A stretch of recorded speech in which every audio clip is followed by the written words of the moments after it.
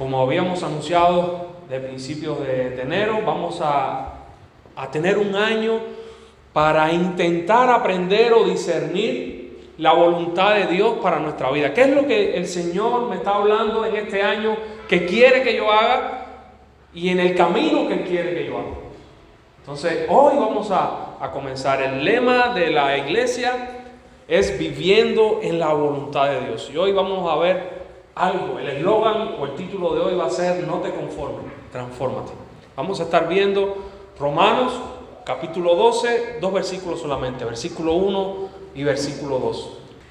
Puede ser que en algún momento te hayas sentido como que Dios está en un juego contigo o tiene su voluntad escondida de cierta manera y tú tienes que ir con los ojos cerrados tanteando a ver en dónde está. O a lo mejor te has sentido perdido, y quiero decirte que Dios no está participando en un juego de niños con nosotros. Dios no es en ese sentido el papá y nosotros los niños, y nosotros vamos tanteando y Él va diciendo frío, frío, caliente, caliente. No sé si ese juego aquí en México se usa también, pero Dios no está en eso. Al principio de nosotros llegar acá en diciembre, me gustó mucho una ilustración que Jack hacía, que era sobre un auto en una carretera y que no sabíamos lo que venía de frente. Y sí, muchas veces la vida es así. Pero dentro de ese auto pueden haber indicadores, pueden haber cosas que nos señalen si vamos en el camino correcto o no vamos en el camino correcto de la voluntad de Dios. Y eso es lo que hoy vamos a comenzar a discernir. No es que vayamos a aprender de cero. Yo estoy seguro que muchas de estas cosas que vamos a estar viendo ya las conocemos, pero a recordar, a comprometernos nuevamente con el Señor. Es mi plan y es mi idea para hoy y para todo este tiempo. Dios no está jugando contigo. Y Dios no espera que tú andes con tus ojos cerrados buscando a ver qué es lo que Dios quiere. Cuando nos acercamos a la voluntad del Señor, o cuando tú te acercas, cuando yo me acerco a la idea de la voluntad de Dios, a la idea de esa pregunta de cuál será la voluntad de Dios, o qué es lo que Dios quiere para mi vida, te acercas con certeza. ¿Tienes certeza del plan que Dios tiene para ti? ¿O te acercas con inseguridad? ¿O incluso te acercas con miedo? Porque he escuchado personas que dicen: yo sé lo que Dios quiere, pero como yo sé lo que Dios quiere, yo le tengo miedo a eso. Yo no lo quiero para mi vida todavía. Entonces, ¿saben qué? Podemos tener varias emociones o expectativas con respecto a la voluntad del Señor. Pero de una manera bíblica quiero llevarles a entender, al menos hoy, por qué es importante para nosotros como hijos del Señor no estar así a ciegas y escuchando muchas voces que lo mismo te llevan bien, pero casi siempre lo que te van a hacer es dar vueltas y no llegar a ningún lugar. Muy importante. Y eso es lo que quiero hoy ver con ustedes. Hay principios concretos que se pueden poner en práctica y de manera sencilla para saber cuál es la voluntad de Dios para nuestra vida. Sí los hay. No está oculto. No está oculto en su palabra. Ok, ¿y cómo entonces le hago? ¿Cómo puedo saber? Vamos a comenzar hoy, si el Señor permite.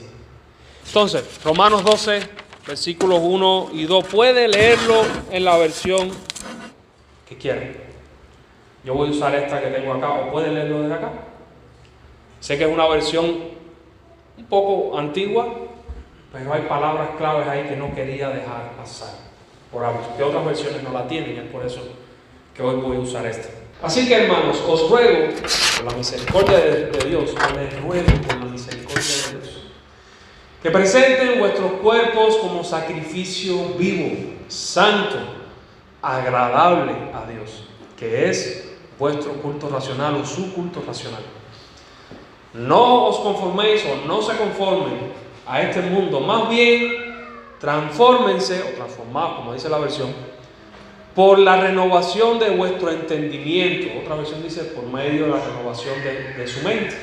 De modo que comprueben o comprobéis cuál sea la buena voluntad de Dios, agradable y perfecta. Y ojo en la palabra comprobéis. En otras versiones dice discernir, en otras versiones dice entender, en otras versiones dice comprender. Pero lo que este pasaje nos está hablando, nos está diciendo, es que sí hay una manera en la que tú y yo podemos comprobar para nuestra vida cuál es la voluntad de Dios. No es algo oculto, algo que es bueno. Y en la palabra de Dios lo que es bueno es algo que es excelente, algo que cumple el propósito de Dios. Cuando Dios creó todo, en Génesis al final dijo, es bueno y gran manera, cumplía el propósito para el cual Dios lo había hecho. Algo que es agradable, es algo que, por supuesto, trae satisfacción. O sea, la voluntad de Dios es buena, cumple con su propósito, la hizo Dios mismo y es agradable, trae satisfacción al alma. Pero no solamente eso, es también perfecta. Pero que ustedes me dirían, si yo a la carnita, en vez de echarle sal, cuando la voy a sal, empiezo a echarle ajo y empiezo a echarle cebolla y condimento, ¿estaría bien asada esa carne? ¿Les gustaría? Bueno, hermanos, no sé, con los que yo he hablado me han dicho sal y ya, más nada, no lleva más nada. Con sal es perfecto. Si le echas ese tipo de sazón, no eres de Sonora, porque la carne aquí se come solamente con sal, la asada. Algunos me han dicho así. Perfecta con sal. No necesita más nada. Algo que es maduro, algo que es completo, algo que no necesita más nada. Pues la voluntad de Dios es así. Es buena, cumple el propósito de Dios. Es agradable, es satisfacción, trae satisfacción a nuestra vida. Y es perfecta, es madura, es completa. Es por eso que nosotros tenemos y debemos decir, wow, yo quiero estar en esa voluntad de Dios. Yo quiero caminar en esa voluntad de Dios. Dice un proverbio que la voluntad de Dios trae bendición y la bendición de Jehová no añade tristeza al corazón del hombre. Entonces yo quiero caminar en eso porque yo sé que si voy en la voluntad del Señor, sobrenaturalmente yo voy a tener paz, yo voy a estar satisfecho, yo voy a cumplir mi propósito y yo voy a estar en la perfección que Dios ha diseñado para mi vida. A nosotros no nos debe interesar otra voluntad más que la de Él y otro plan más que la de Él. Entonces, ¿cómo lo hacemos? Vamos a ver todo el versículo. ¿Cómo lo hacemos para poder comprobar la voluntad del Señor? Primero, el pasaje comienza diciendo, así que, o por lo tanto, en otras versiones, o porque, en otras versiones. Y cuando hay eso, es que el autor se está refiriendo a algo que está escribiendo y ahora va a dar como la conclusión final. Por ejemplo, no sé si las madres mexicanas acá lo hacen. En Cuba, cuando una madre quiere regañar a un hijo y quiere que el hijo haga lo que la mamá quiere, empieza: yo que te tuve 9 meses en la barriga y cuando te fui a parir me picaron un vaso y casi me muero y he pasado 1000 sacrificios contigo, así que ahora tú tienes que hacerme caso. O sea, es algo de... ¿Quién se sintió identificado por ahí? ¿Ah? Entonces, hermano, ¿cuál es la idea de este así que en este pasaje? Así que, hermanos, les ruego por las misericordias de Dios. ¿Cuál es misericordia de Dios? Todas las que Pablo, inspirado por el Espíritu Santo, lleva hablando desde Romanos 1 hasta Romanos 11. ¿Cuáles? Pablo empieza hablando que todos estamos muertos en delitos y pecados. No hay hombre bueno, no hay mujer buena, no hay quien busque a Dios, todos se han desviado, todos, cada vez que respiramos, incluso cada vez que respiramos, pecamos, y vamos a ver por qué un poco más adelante. No hay nadie bueno. Pero ¿dónde empieza la misericordia de Dios? Dios envió a su Hijo a morir por cada uno de todo aquel que cree, para que no se pierda y tenga vida eterna. Dios ha enviado a su Hijo para justificarnos, pero no solamente Cristo murió y resucitó por nosotros, sino que Dios ha enviado su Espíritu Santo a nuestra vida para que nosotros podamos decir: Abba, Padre, Dios está conmigo, somos hijos del Señor. ¿Y saben qué más? Romanos 8 dice que ni la vida, ni la muerte, ni ángeles, ni principados, ni lo porvenir, ni lo pasado, nada nos puede separar del amor de Dios que es en Cristo Jesús, Señor nuestro. Estamos en las manos del Señor. Esas son las misericordias de Dios que se renuevan cada mañana con nosotros. No importa cómo nos levantemos, no importa el proceso en el que estemos pasando, si has creído en Cristo, tú estás en las manos del Señor. Tú estás en las manos de tu Dios. Y de ahí Dios mismo dice que nadie te saca, incluso ni tú mismo. Dios es paciente para con nosotros todos los días. Fallamos y Dios nos perdona. No porque seamos lindos, sino porque Cristo murió por nosotros. Y Él nos justifica.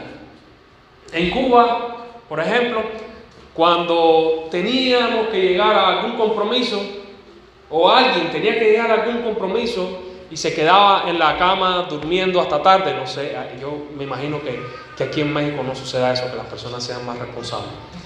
Pero allá se quedaban durmiendo y cuando llegaban tarde decían, no, es que el transporte, el tráfico, entonces se justificaban. Se justificaban mal porque era una mentira. Pero ¿saben qué?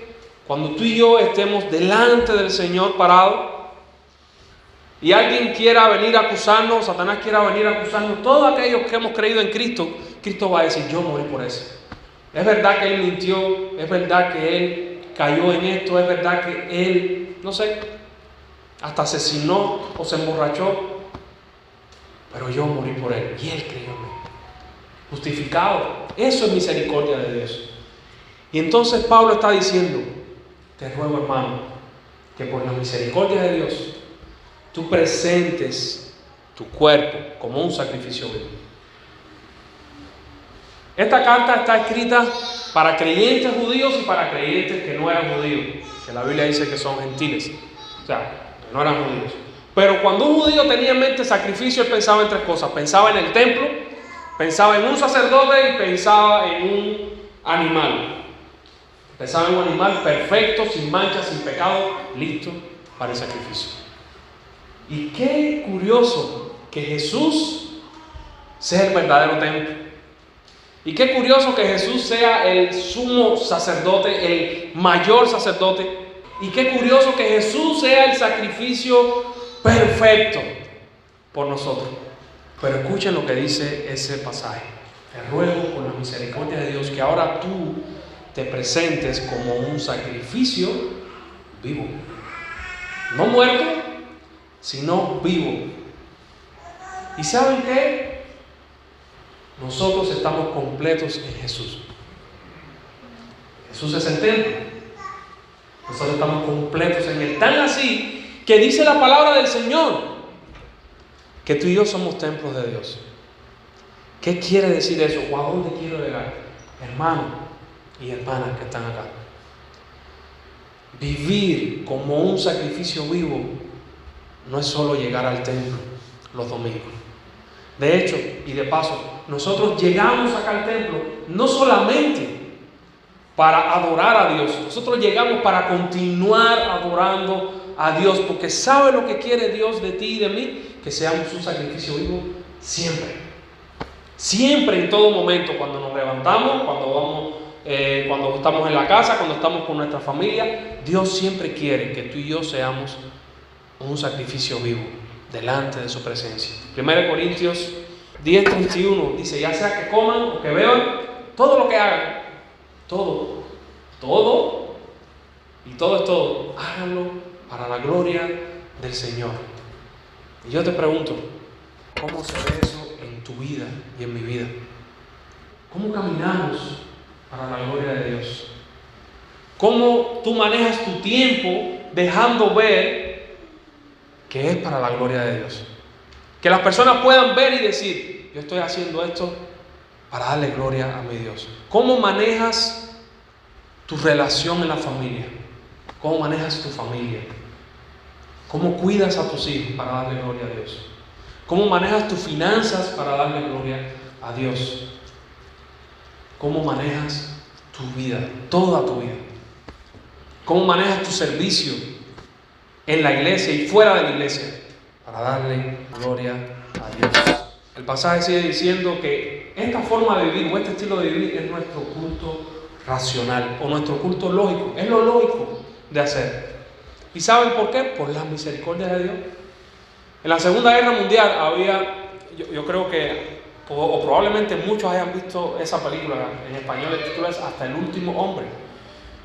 Un soldado que se llamaba Desmond II, si mal no recuerdo, que este soldado se encargaba, fue a la guerra sin fusil, por su fe no quiso cargar armas, pero salvó a más de 75 personas en un bombardeo que se hizo en la isla de Okinawa en la Segunda Guerra Mundial. Y siempre estaba diciendo, uno más, Señor, uno más, Señor. Y se hizo una película en el 2016 de esta historia basada en hechos reales. ¿Saben por qué? En parte por su testimonio, pero por el testimonio de muchos de los que él salvó, diciendo, por este hombre yo puedo estar hablando, y por lo tanto, yo estoy agradecido con él. Es lo lógico, cuando alguien te salva la vida, lo lógico es que vivas agradecido a él. ¿Sí o sí? Cuando alguien te salva la vida, lo lógico es que tú estés agradecido a él. Y es por eso que Pablo dice, te ruego por la misericordia de Dios, por lo que Dios ha hecho por ti, que presentes tu cuerpo como sacrificio vivo, santo, agradable y perfecto. ¿A que no te suena eso a la voluntad de Dios, que es buena, es agradable y perfecta? Los mismos tres adjetivos: bueno, agradable y perfecto. ¿Cómo lo hacemos? Versículo 2. No te conformes al mundo. No te conformes al mundo. Pastor, ¿y entonces qué es lo que tengo que hacer? ¿Ahorrar para irme para la luna o para Marte? No es de ese mundo que estoy hablando. ¿Qué tengo que hacer entonces? No me conformo aquí a México y entonces ahorro para irme para Canadá o para Estados Unidos o para Alaska, que en Alaska me imagino yo que solamente viva con las focas, y no es de ese mundo del que estoy hablando. Ni es de ese mundo del que Pablo está hablando. Cuando hay una connotación negativa de este tipo en las Escrituras y habla de mundo, habla sobre todo el sistema de pensamiento y de pecado, que Satanás está en el medio también de eso, y de eso es a lo que no podemos conformarnos, o no podemos quedarnos que nos lleve la corriente. En Cuba hay un dicho, no sé si aquí en México, yo creo que sí, pero bueno, el camarón que se duerme, en Cuba lo cambiaron y dice se lo comen los turistas. Pero la idea es no dejarte arrastrar por la corriente, no te conformes a este mundo. ¿Por qué? Primero, porque este mundo es malo, según Gálatas 1:4. Este presente mundo es un mundo malo. Segundo, porque el Dios de este mundo es Satanás. Tercero, porque cuando estamos siguiendo la corriente de este mundo, adivina quién está dejando que controle tu vida. Y no es Dios, es Satanás. Es tu pecado. No hay término medio. Tú no puedes, ni yo puedo estar en un lugar que diga, bueno, ni con Dios ni con el diablo. Aquí en el medio, aquí, no. En la vida no hay eso. O eres esclavo de uno, o eres esclavo del otro. Y hay uno que quiere que tengas una vida buena, agradable y perfecta, y el otro quiere que tengas una vida en la cual él pueda arrebatar, matar, destruir, estropear, arruinar. Te promete mucho, pero te da poco y luego te cobra. Y te cobra con mucho interés. No hay término medio. Es por eso que Pablo dice, no te conformes a este mundo. Transfórmate. Ok, ¿cómo entonces nos transformamos? ¿Tenemos que transformarnos en algo extraño? Bueno, sí, es en algo extraño. Por lo menos para el mundo y para las personas que siguen la corriente del mundo, nosotros vamos a hacer como que, hey, ¿por qué haces eso? ¿O por qué eres así? Para ellos les parece extraño que nosotros corramos o caminemos de una manera diferente, porque vamos contra la corriente. Como al principio de la serie de Chosen, que viene el pececito, van todos para ahí y se ilumina uno y se vira y se regresa. Vamos contra la corriente. seamos transformados. Incluso esa frase en el original no es más bien seamos transformados, sino déjate transformar. No es como una orden para hacerlo tú, sino como una orden para que alguien lo haga en ti. Déjate transformar.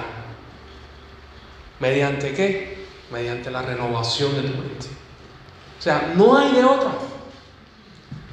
Empezamos con que nuestro culto con entendimiento era entender que por la misericordia de Dios ahora nosotros tenemos que vivir una vida cambiada. Y Pablo ahora que sigue diciendo, transforma tu mente. No conforme al mundo, sino conforme al estándar de Dios. Pero más que transformar tu mente y mi mente, tú tienes y yo tengo que transformar nuestro corazón. Si no transformamos nuestro corazón, y cuando hablo de corazón, cuando la Biblia habla de corazón no se refiere al órgano de la carne, por supuesto. Es como el asiento del alma donde están los pensamientos, las emociones, la voluntad. Transforma tu corazón. Deja transformar tu corazón. ¿Con qué? Con la palabra del Señor. Solamente con eso. Solo la palabra de Dios tiene el poder para llevarnos de la esclavitud a la libertad. Solo la voz de Dios puede hacer eso en tu vida. No hay de otro. Abraham no podía caminar en la voluntad de Dios si él no salía de Ur de los Caldeos. Moisés dijo, si tu presencia no va conmigo, yo no salgo de aquí. Y miren todo lo que hizo Moisés. Elías era un hombre como tú y como yo, lo describe la Biblia. ¿Y qué dijo? La palabra del Señor, que cuando él oraba, Dios le respondía. Pero un hombre sujeto a pasiones igual que las tuyas y las mías. Un hombre que se deprimió, un hombre que tuvo ansiedad, un hombre que deseó morirse en algún momento, pero era como tú y como yo. Pero la diferencia estaba en que Elías, cuando estuvo en el monte Carmelo con los profetas de Baal, antes de que descendiera el fuego en el sacrificio, ¿saben qué oró Elías? Dijo, Señor, yo sé que tú me has enviado esto y es por eso que yo lo voy a hacer.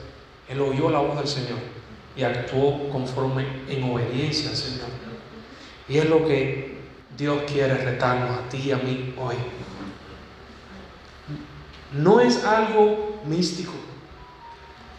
Sí es sobrenatural, pero no es místico. No está oculto. Está en nuestra vista. Está a la vista. ¿Qué decir de Enoc, que caminó con Dios y fue traspuesto? Y ese caminar con Dios es que Dios y él iban en la misma dirección. Y yo te pregunto esta mañana, ¿tú vas en la misma dirección que Dios? ¿O somos un poco más parecidos a Jonás? Que Dios le dice, ve a Nínive. Y Jonás dice, no, me voy para el otro lado. ¿Y qué le dijo Dios? Ok, tú puedes irte para donde tú quieras, nos vemos en Nínive. ¿Acaso seremos más fuertes que Dios? ¿Podremos luchar con Él? Y la respuesta es obvia, la respuesta es que no. No somos más fuertes que Dios, no luchamos con Él. O no le vamos a vencer de esa manera. Él no va a cambiar su voluntad por nosotros. Pero a veces digo generosamente, en mi vida y sospecho que en la de ustedes también, a veces queremos y estamos más enfrascados en hacer nuestra voluntad que la voluntad del Señor. A veces desconfiamos o no pensamos que la voluntad de Dios para nuestra vida no sea buena, porque no es lo que muchas veces yo quiero. Y como no es lo que yo quiero, digo, bueno, Señor, yo sé que tu voluntad, pero mira, yo quiero esto y esto. Pero Dios es más sabio que tú y que yo. Y Dios ya nos ha dado un camino para andar en su voluntad. Y aunque nosotros queramos ir en una dirección distinta, nos vamos a encontrar en Nínive, con Él. O nos vamos a encontrar en el lugar en que Dios quiere que estemos tú y yo. La pregunta no es si Dios va a cumplir su voluntad. La pregunta es, ¿en qué clase quieres ir? ¿Quieres ir en primera clase? ¿O quieres ir en el pez, en el gran pez? ¿En qué clase quieres ir? Muchas veces yo he ido en el pez. No se lo estoy diciendo solamente por ustedes. Yo soy de las personas que muchas veces va en el pez y no en primera clase. Primera clase lo que significa es que si escuchamos la voz del Señor, si oímos hoy su voz, no pongamos duro nuestro corazón y no digamos, Señor, yo no quiero, yo quiero seguir mi camino. Hay un camino más excelente para ti y para mí. ¿Cómo descubrimos ese camino? Te voy a dar hoy vistazo rápido de cómo ir discerniendo y descubriendo ese camino, que es, si el Señor permite, lo vamos a estar viendo los próximos domingos. Primero, cree. Es evidente, pastor, como estamos aquí en la iglesia, aquí todo el mundo cree. Sí, ok. Pero cuando la situación se pone difícil, por lo menos yo muchas veces he dudado. Entonces lo primero, cree.